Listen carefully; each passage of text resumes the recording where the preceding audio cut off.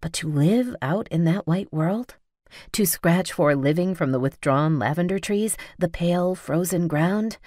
No, no. But the squirrels would still be there, and the birds. Long after, unless the smoke and the radioactivity, oh, Marie Curie, if you could know, got them. I can only hazard. In the back of my mind there are bombs falling, women and children screaming, but I can't describe it now. I don't know how it will be, but I do know that nothing will matter much. I mean, whether or not I went to a house dance or to a party at New Year's.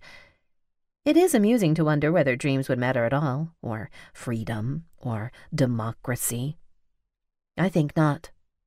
I think there would only be the wondering what to eat and where to sleep and how to build out of the wreckage of life and mankind.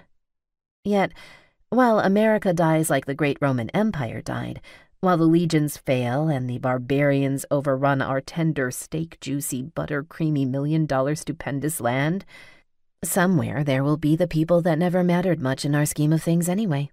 In India, perhaps, or Africa, they will rise. It will be long before everyone is wiped out. People live in wartime. They always have. There was terror down through history, and the men who saw the Spanish Armada sail over the rim of the world, who saw the Black Death wipe out half of Europe, those men were frightened, terrified.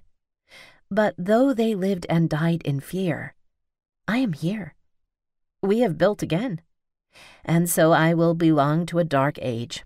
And historians will say, we have few documents to show how the common people lived at this time. Records lead us to believe that a majority were killed, but there were glorious men.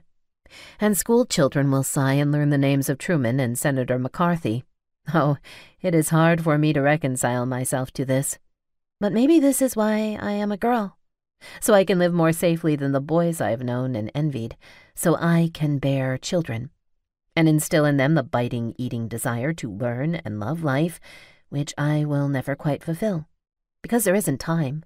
Because there isn't time at all. But instead the quick, desperate fear, the ticking clock, and the snow which comes too suddenly upon the summer. Sure, I'm dramatic and sloppily semi-cynical and semi-sentimental, but in leisure years I could grow and choose my way. Now I am living on the edge. We all are on the brink, and it takes a lot of nerve, a lot of energy to teeter on the edge, looking over, looking down into the windy blackness and not being quite able to make out, through the yellow, stinking mist, just what lies below in the slime. In the oozing, vomit-streaked slime. And so I could go on, into my thoughts, writing much, trying to find the core, the meaning for myself. Perhaps that would help to synthesize my ideas into a philosophy for me, now at the age of 18. But the clock ticks, ah yes, at my back I hear time's winged chariot hovering near. And I have too much conscience, too much habit to sit and stare at snow,